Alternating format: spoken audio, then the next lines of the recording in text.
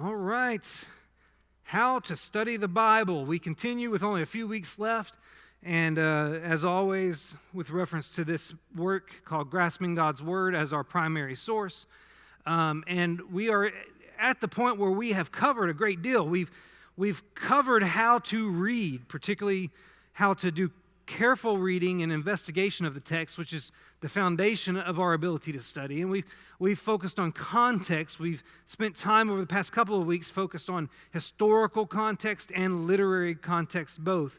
Tonight I want to give you one more tool in your study efforts, and that is how to do word studies. Now, I want you to think for a moment, when you hear a preacher start talking about the Greek language, do you sigh or do you get excited? Raise your hand if you are a sigher when you hear the Greek language brought up. Yeah, I know. That's why I do it fairly sparingly. There are some preachers who feel like the Greek has to come out every sermon, and I just don't believe that's necessary for everybody. And nor am I that skilled in it, so I don't feel like that's something that has to be done in every sermon you preach. But it's also something that does not have to be limited to just the preachers and Bible class teachers to do. There is some degree of that you can do yourself with the right tools, and we're going to talk about that through the course of this evening. But sometimes word studies are necessary. There are in your study of God's Word, there are going to be times where you need to understand the word that's appearing before you better than you have before. And sometimes you need to understand what the Greek or Hebrew word behind the word you're looking at really means to help you understand the passage. So, word studies. The aim of a word study is to try to understand as precisely as possible what the author was trying to convey in his use of this word in this context. As readers, we do not determine the meaning of biblical words. Rather, we try to discover what the biblical writer meant when he used a particular word.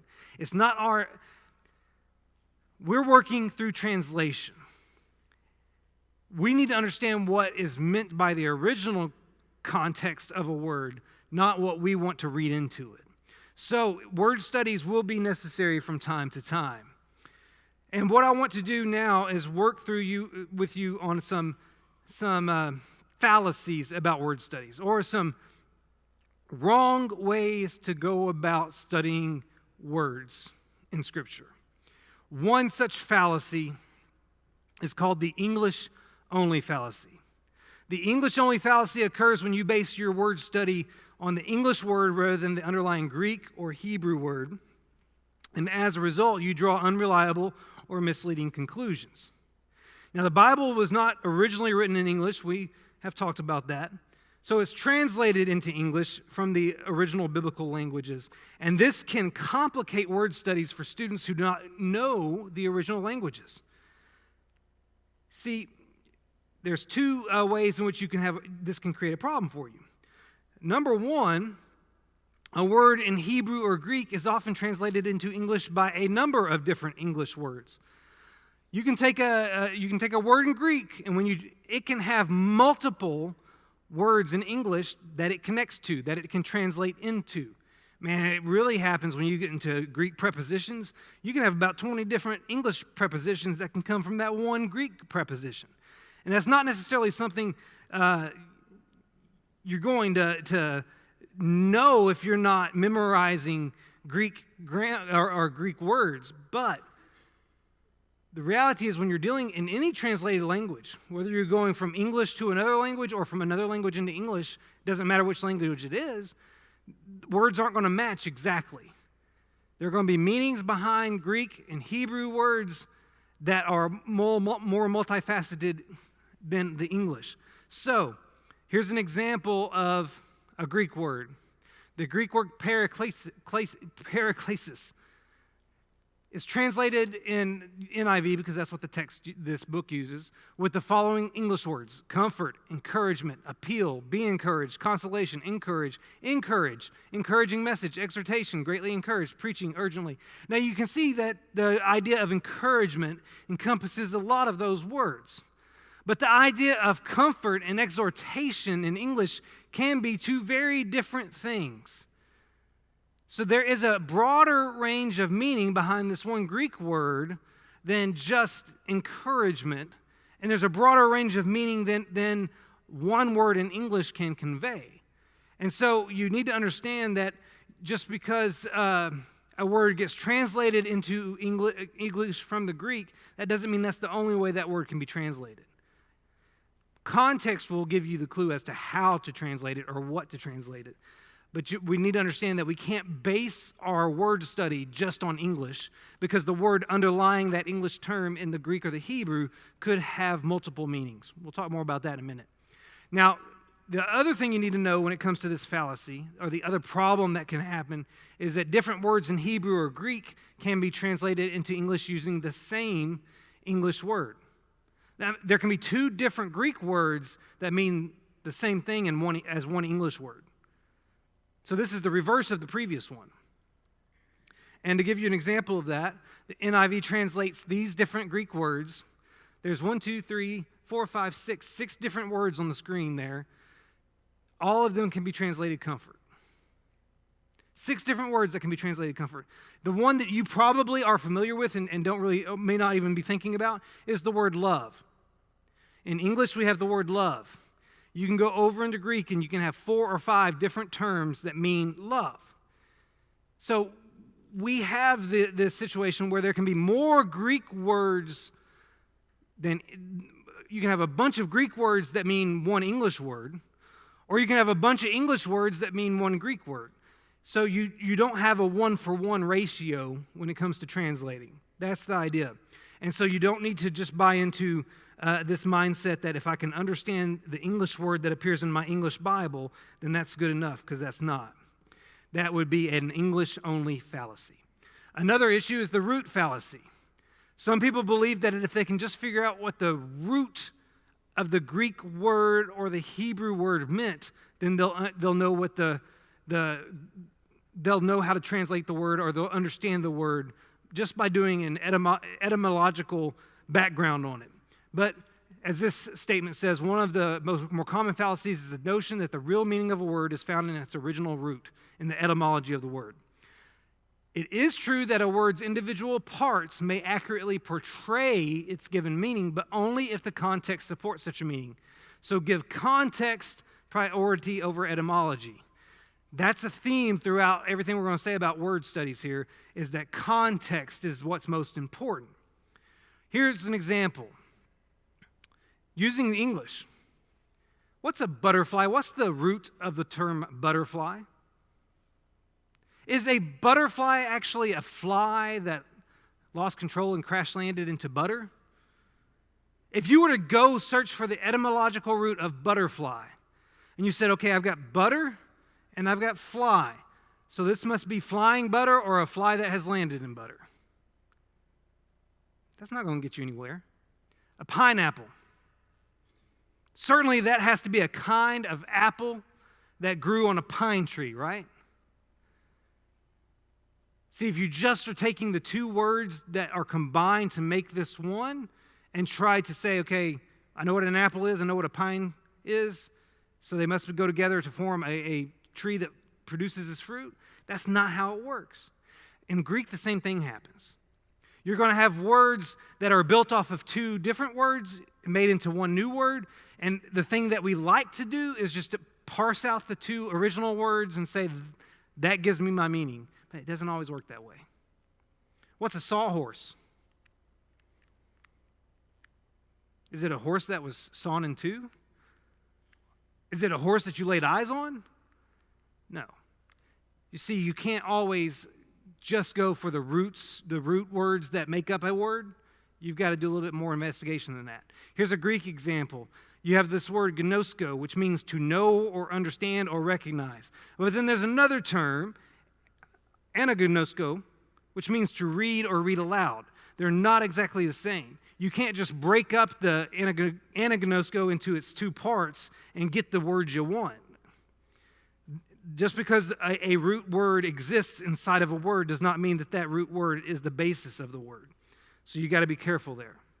Now there's also the time frame fallacy. The time frame fallacy occurs when we latch onto a late word meaning, usually a meaning popular in our own time, and read it back into the Bible, or when we insist that an early word meaning still holds when in fact it has since become obsolete. But you're going to encounter the former rather than the latter. A lot of times we take our knowledge of a word meaning and put it back on a word before that meaning ever existed. Here's what I mean. Here's an example. If you go to Romans chapter 1 and verse 16, there's this word translated power. The gospel is the power unto salvation. That word translated power in Greek is dunamis or dynamis. It's the word from which we get the word dynamite, based on that Greek term. And some preachers want to say, hey, when I encounter this word power in Romans chapter 1 verse 16, it's envisioning the power of dynamite. But dynamite didn't exist in the first century. Nobody knew what dynamite was.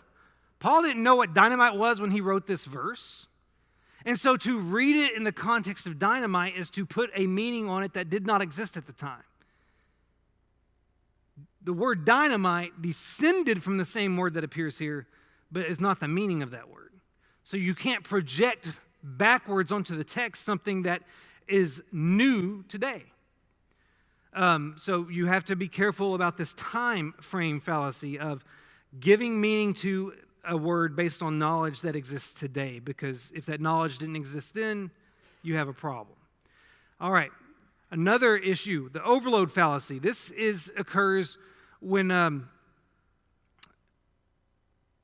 you take all the meanings in the Greek language for one word and apply it every time you see that word. If you see a word in Greek and say, all right, I'm going to assume it means everything that Greek word means, then you're overloading it with too much content. That is not the right way for doing a word study. Here's an example in English to help you see what I mean. Take the English word spring.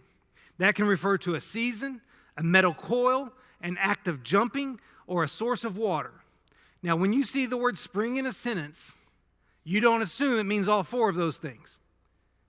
You let the context tell you which one it means. So you have to allow context to teach you what definition or what meaning applies to the word in the text. Also, the word count fallacy. This is the belief that every time a word appears in the text of Scripture, it's got to mean the same thing.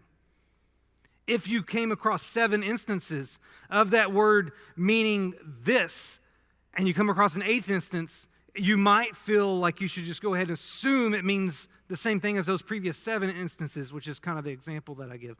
But that's not how it works. Context decides the meaning. So you can't just go with the numbers, is what I'm saying. This word count fallacy is a mistake we make when we insist that a word must have the same meaning every time it occurs. And so every time you see a word, don't just draw a conclusion based on how it had been used in another book. You need to let context influence its meaning in that instance. Okay, word as concept fallacy. We fall prey to this when we assume that once we have studied one word, we have studied an entire concept. All right, this one really works well when I give the example. If you want to discover what the New Testament says about the church, you should certainly study the word translated church, ecclesia, something we talked about just a couple of Sundays ago. But it would be a mistake to conclude that once you studied ecclesia, you will know all that the New Testament says about the church. Do you know why? Because there are other terms used in reference to the church, like the body of Christ, temple of the Holy Spirit, the household of faith. So you can't conclude that you have the whole concept of what church is just by studying that one word, ecclesia. To get the full concept of what church is, you really need to study all the terms that apply to the church, which we did not do 2 Sundays ago, but that was intentional. So the word as concept fallacy is the idea that I can't assume that studying one word gives me everything I need to know about a concept. I need to study all the different words that apply to that concept to get the concept. And finally, one other fallacy, selective evidence fallacy. When we cite just the evidence that supports our favored interpretation, or when we dismiss evidence that seems to argue against our view, we commit the selective evidence fallacy. This error is particularly dangerous because here we are intentionally tampering with the biblical evidence, whereas in other fallacies, the mistakes may be unintentional. So before you begin studying a word in the Bible, make up your mind to accept all the evidence. I think this happened with the term for predestination in the Bible. When you hear predestination, that sets alarm bells off in your head. But it's a completely biblical term. But what happens is everybody goes to that term with their preconceived notions, and they tend to rule out any other possibilities.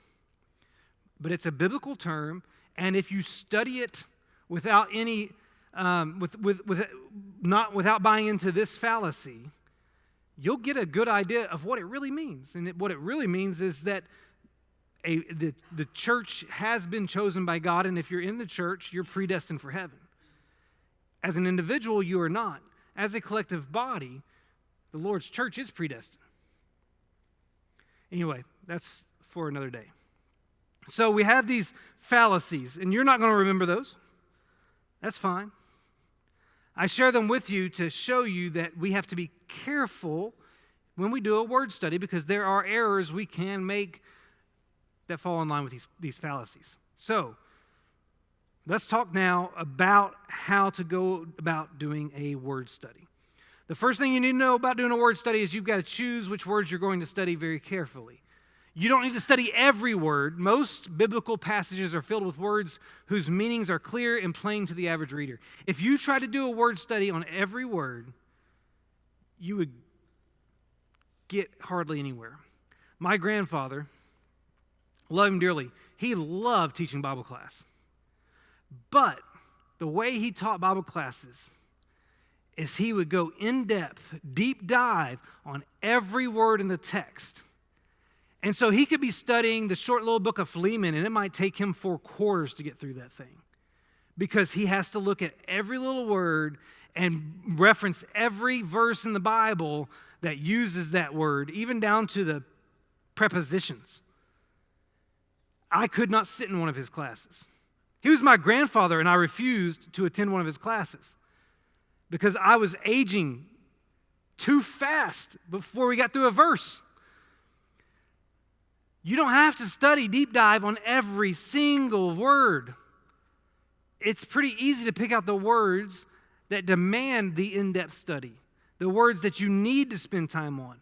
You are quite capable of that, especially after you spend the time doing the careful reading we talked about earlier.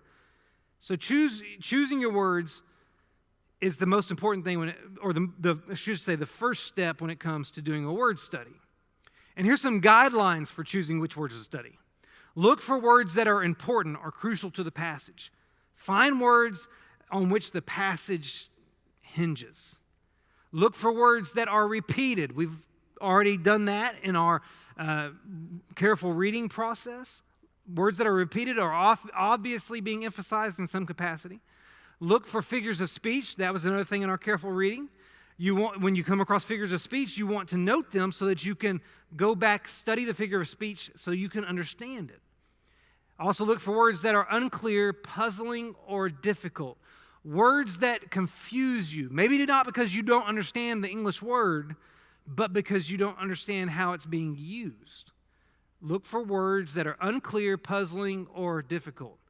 So here's what we're going to do. Romans chapter 12, verses 1 and 2. We've used this as an example before. I appeal to you, therefore, brothers, by the mercies of God, to present your bodies as a living sacrifice, holy and acceptable to God, which is your spiritual worship. Do not be conformed to this world, but be transformed by the renewal of your mind, that by testing you may discern what is the will of God, what is good and acceptable and perfect. Looking at this passage, what are some words you think would be worth deep diving on? What words would be worth investigating? sacrifice. More importantly, living sacrifice. Isn't that an oxymoron to some degree? It actually is a figure of speech. So understanding what is meant not just by the word sacrifice, but the concept of a living sacrifice, definitely you want to investigate that. What's another word or words?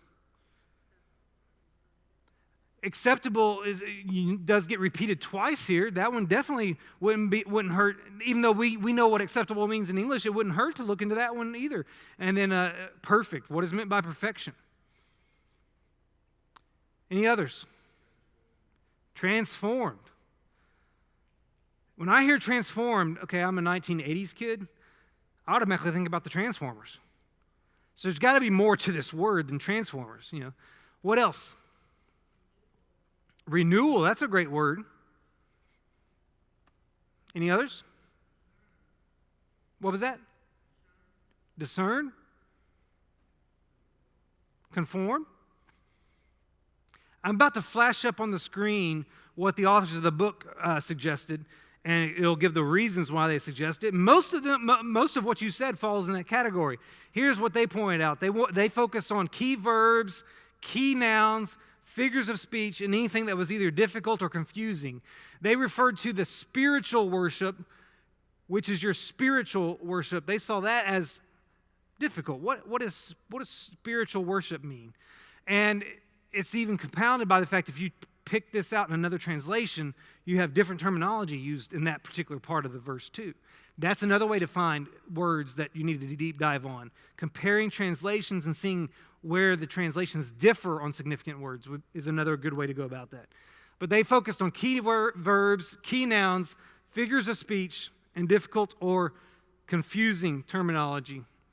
They also put testing in the category of the difficult or confusing because they were they looked at it as what does it mean to that, what is being tested and what does it mean to be, what does testing mean here?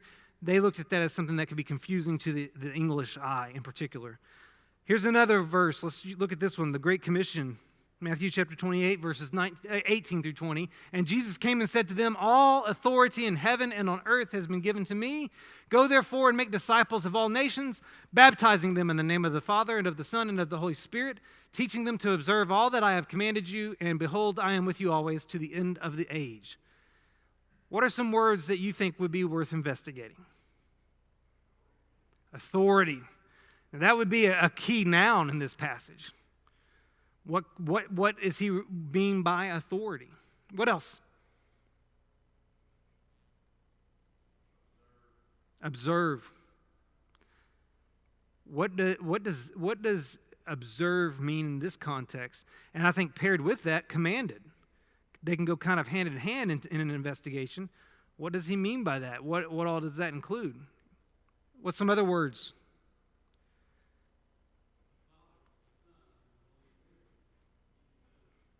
Okay. And especially the concept of the Trinity is something you'd probably want to deep dive on. Okay.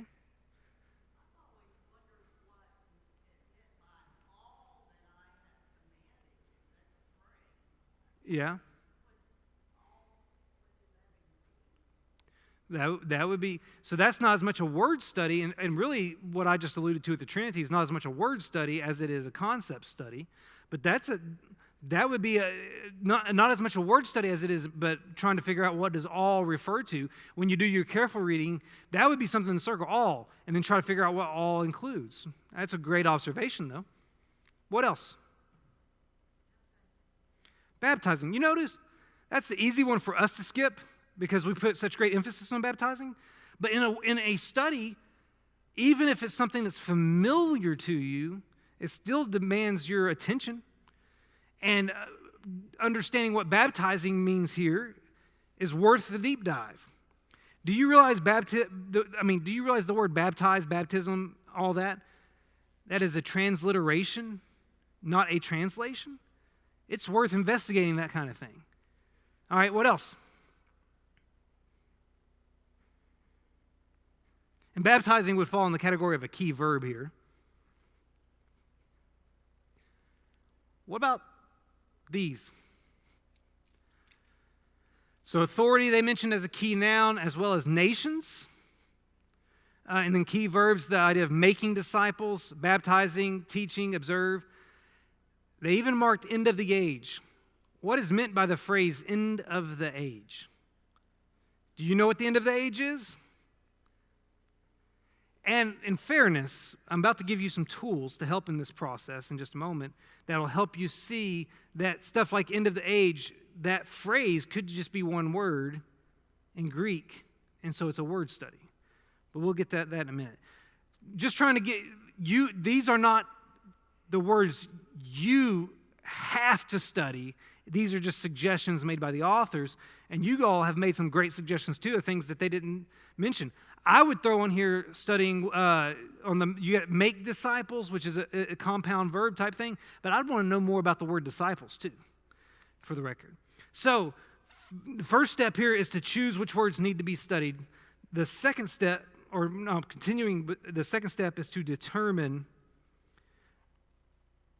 what the word could mean. When you pick out a word to study, your next step is to determine what it could mean. Now, don't misunderstand me. We need to determine what the word could mean before we decide what it does mean.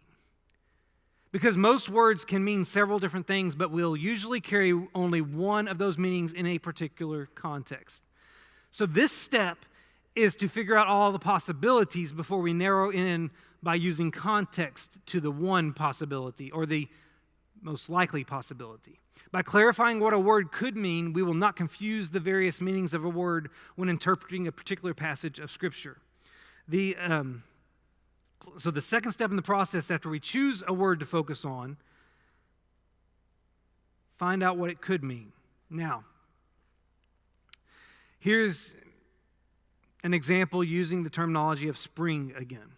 If in the dead of winter your friend says, "It's so cold I can't wait until spring gets here," he would be referring to the arrival of the much warmer season that immediately follows winter, not the arrival of a metal coil or an improved jumping ability.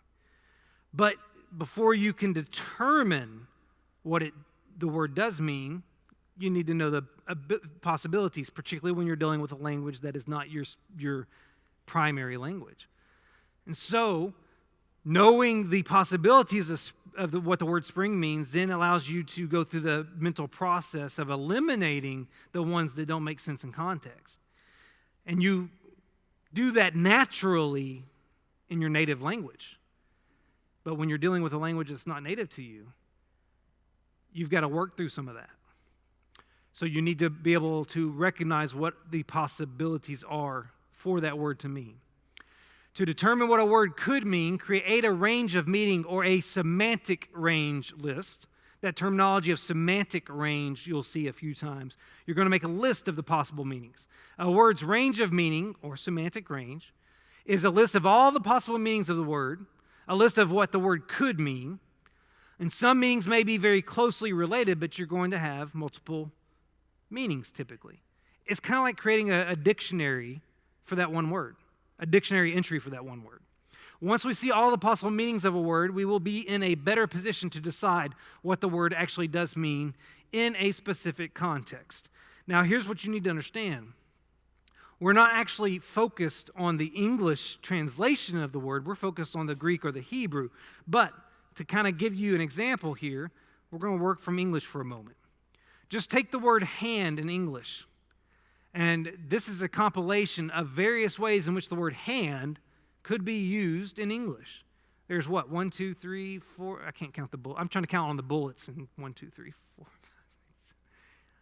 There's like 11 different meanings possibilities up there. What you want to do is when you come across a word you want to study, you'll go to the sources I'm about to share with you and develop a list of the possible meanings of your term.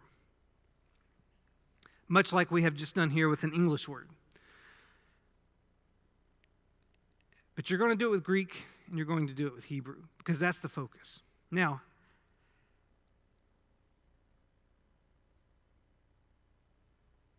what you need to understand is you're not focused on the English possibilities.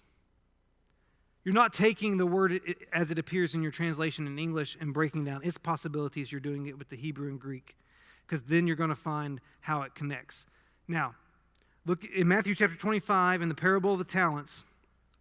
Jesus, and I'm using the New American Standard here because the English Standard Version plays a little trick here and doesn't translate this word the same way every time, and that kind of hinders us a little bit.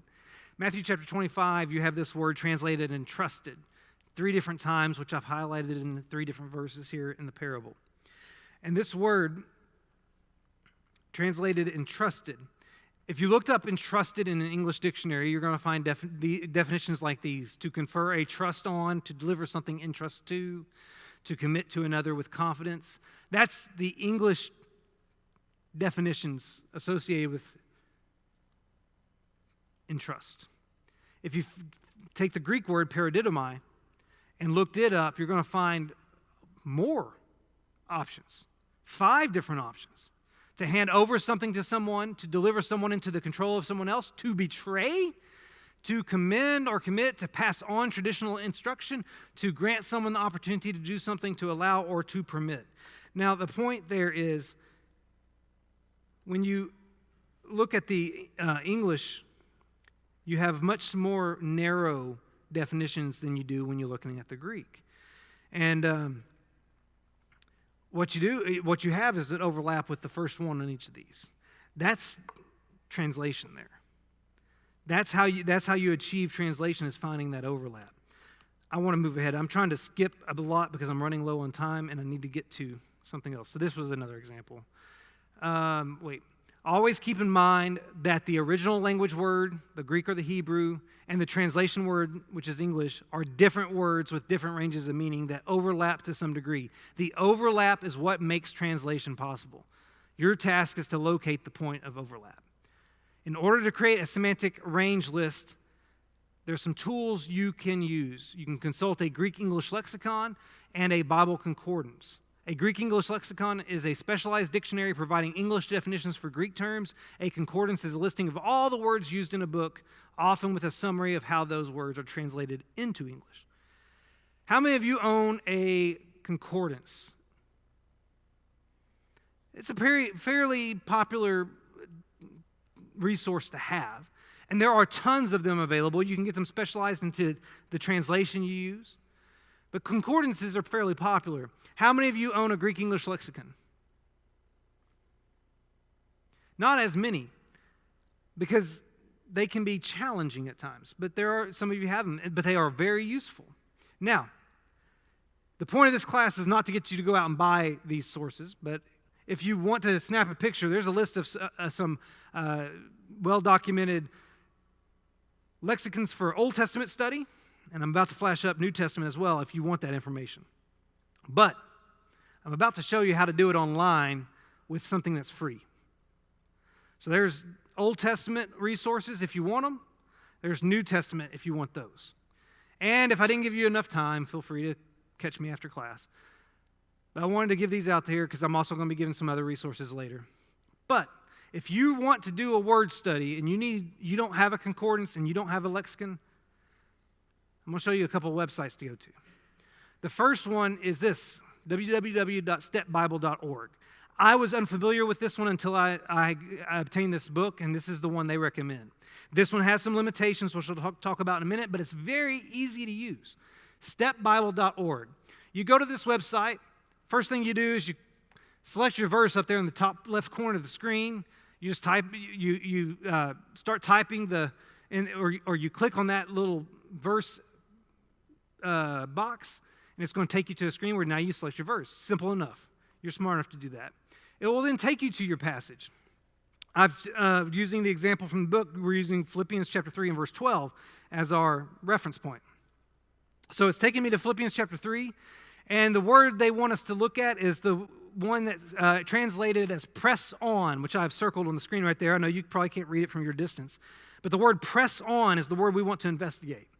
Once you're on this website, you'll see the 2 words, press on, in blue because they're linking to something. If you click on that link, it then takes you to this screen. Now, notice you have a sidebar now called the word analysis. Over here on the right, you're given definitions and meanings related to that word.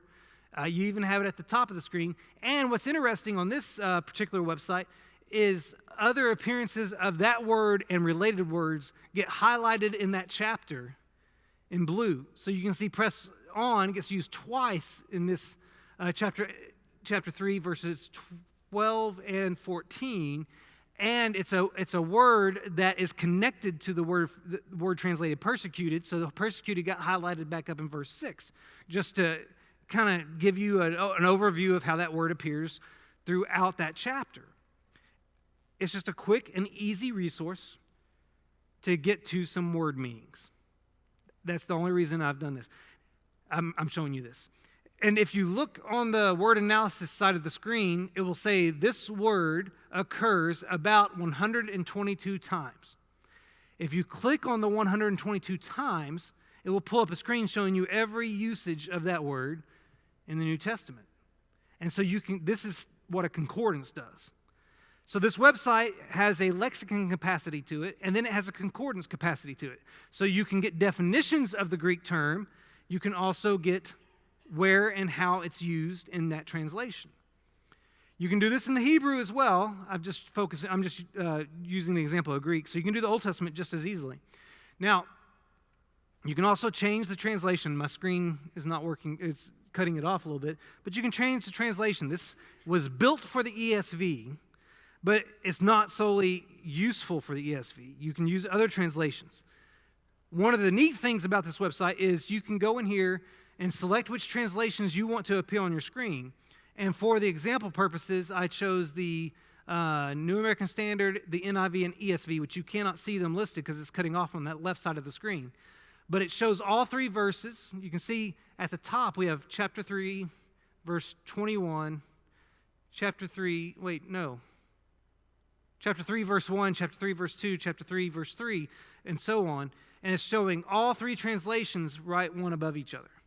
So you can do a comparison right there on your screen for every verse. The problems with this website that I have found so far are that, one, it does not include the New King James, which I don't know why. It has the King James, but it doesn't have the New King James. The other problem I found with it is that, for instance, the NIV does not have links to words. The ESV, whatever word you want to study, it's got a link to it. You click on it and go. New American Standard, you click on the link of the word and go. NIV doesn't have it for whatever reason. And there could be more translations that don't have those links. So there are some limitations to this particular website. It's the one promoted by the book. It's the one from which the examples in the book were given, so I decided to use it. However, since there are limitations, I want to tell you about this other one that some of you are already familiar with, and that is the blueletterbible.org website. And this is one that I personally have used for a little while now. You go into the blueletterbible.org website, and up there at the top, you put in your verse. It takes you to your verse, and it appears on the screen. Each verse is broken up of that chapter. I want to study the word press on in verse 12 of Philippians chapter 3. If I go over here next to that verse, there's the word tools. If I hover over it, it brings that drop-down menu. And I can click on any one of those items in the drop-down menu. If I just click on the word tools, it takes me to this page where it shows an interlinear version of the Bible. How many of you have used an interlinear version of the Bible? An interlinear translation shows you the Greek text and the English text alongside it, so that the word as it appears in Greek is above or next to the word as it appears in English, or the phrase in Greek and the phrase in English, however it needs to do it. What you can see here, well, you probably can't see, but what's on the screen is on the left side you have English, and then you have a Strong's number. That's a concordance. The Strong's concordance number. That's almost a universal identification method for these Greek words. And then you have the root or the transliterated word in the middle there from Greek. So what I can do is I can scroll down until I get to verse 12. Over here on the left side of the screen, it says press on. It gives me the Strong's Concordance number 1377. And then in the middle, you can see a Greek word that is diaco. If I click on that Strong's number, it then takes me to this screen where it breaks down this word. I can get the root word etymology, I can get the part of speech, I can get the pronunciation, and you can click on the little sound bar to hear it said in Greek, and you can get what it looks like in English. And you can start getting the definitions. If you scroll down on this same screen, you'll get your definitions, your dictionary information here on this word from a few different sources, your lexicon information basically. And then if you keep scrolling, you can come down until you see all of its usages in the New Testament. So now you've got your concordance. Basically what I'm saying is you can go to blueletterbible.org, go search any verse, and you can pull up all of the lexicon information, all the definitions, and all of the concordance information, all the usages right there on the website. I'm trying to give you a tool that can aid you in doing a word study all by yourself. This is a tool that I use when I'm studying the Bible. It's a tool that anybody can use to some degree. So there you have it, free resources to help you do word studies. By no means is it going to make you an expert in biblical languages, but it will be a resource that you can use if you really want to deep dive. Now, let me move on. The one rule in doing word studies that overrules all other rules is that context determines word meaning. So thus far what we've said is the first step in doing a word study, choose your words. Don't choose every word, choose particular words. Second step is, when you've chosen your word, find out all the possible meanings.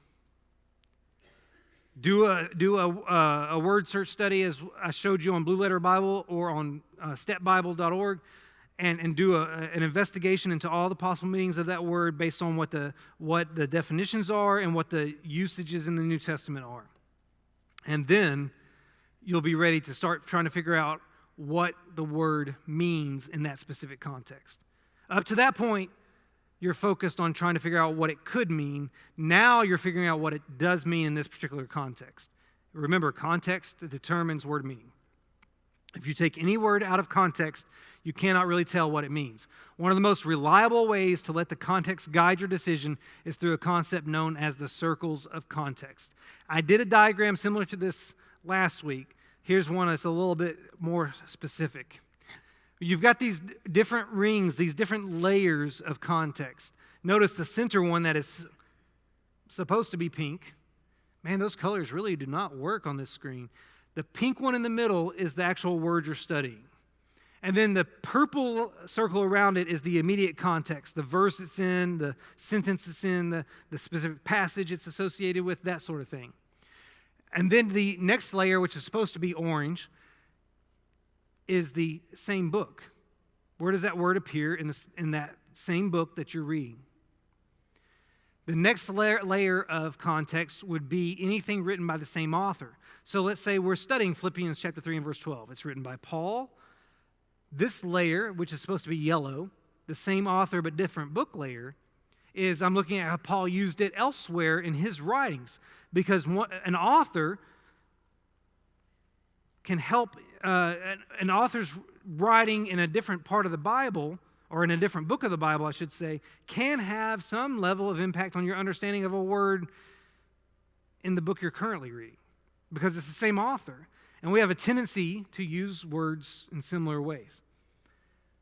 And then you'll also notice that after that same author, different book layer, there's a double line. That's because everything inward from that double line is the most important context. The immediate context, the same chapter context, the same author context. Beyond that, it's still useful, but not as useful. Because outside that double ring layer, you get into the green, that's other New Testament authors. Not the same author, different New Testament authors. So if you're studying a word written by Paul, now you're adding how John might have used that word, or how Luke might have used that word, how Peter used that word, and so on. Then the blue ring is the whole of the New Testament. Or you can do this with the Old Testament too. You just have to swap out new for old in the terminology here. But the interior context is the most important. Everything from the same author inward is the most important context to focus upon, because that's going to help you understand the word better. So when you're trying to determine what a word does mean, context impacts it. You've made your list of all that it could mean. Now start looking at the context of what is being written and work out which one is the most appropriate fitting. As you work to decide the most likely meaning of the word in its context, you may find the following questions helpful. Is there a contrast or a comparison that seems to define the word? So, for instance, we can go to Ephesians chapter 4 and verse 29. Let no corrupting talk come out of your mouths, but only such as is good for building up, as fits the occasion, that it may give grace to those who hear. What is corrupting talk?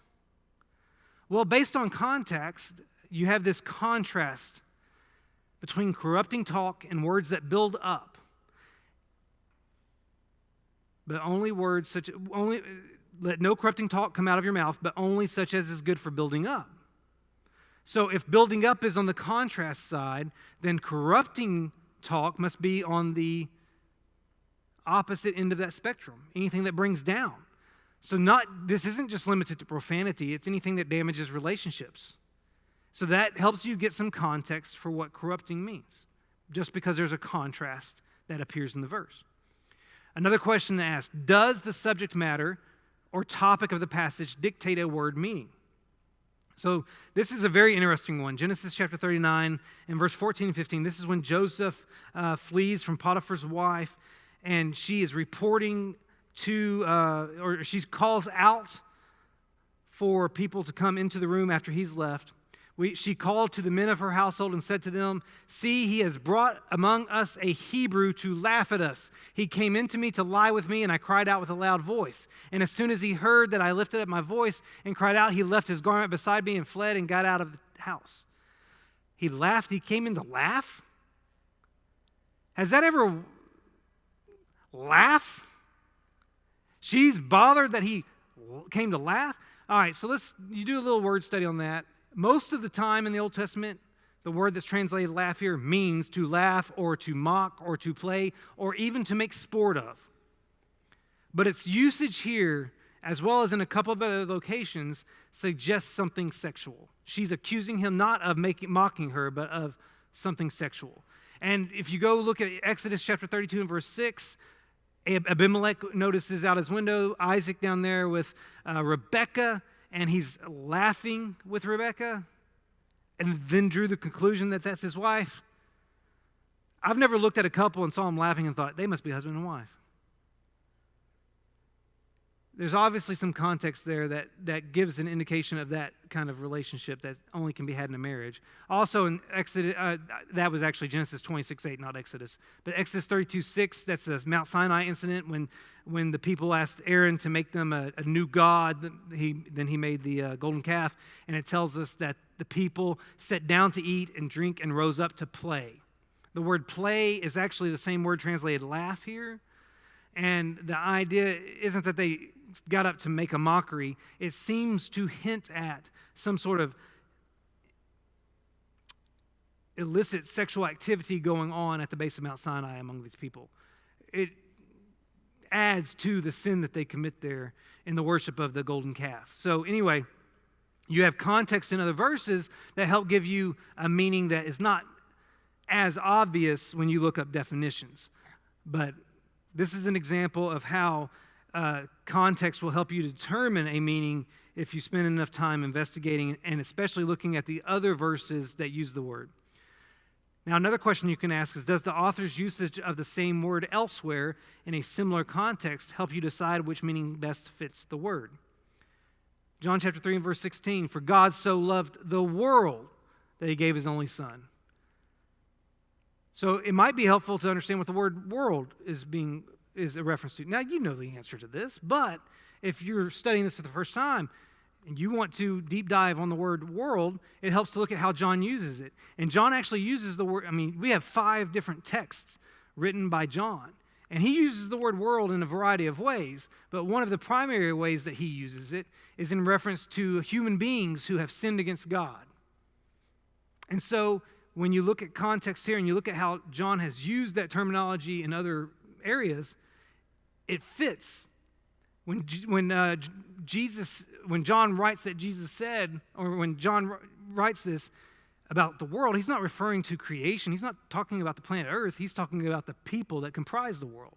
And looking at how he uses the word world in other texts helps to determine that. So just an example there, a quick example. And finally, does the historical situation tilt the evidence in a certain direction?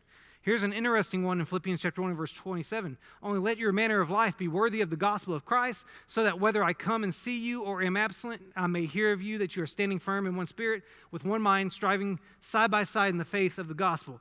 The word from which we get that phrase, let your manner of life be, is a very interesting word. It is the word, let me pull it up, politomai. It's the word from which we get the word politics. It's very interesting because it's in Philippians where Paul is going to tell the Christians in Philippi that they're citizens of heaven. And so what's interesting here is Paul is writing to a people in a historical context. He's writing to a people who are very proud of their Roman citizenship. And one of the goals he has is to communicate to them that their citizenship in heaven takes precedent over their citizenship here on earth.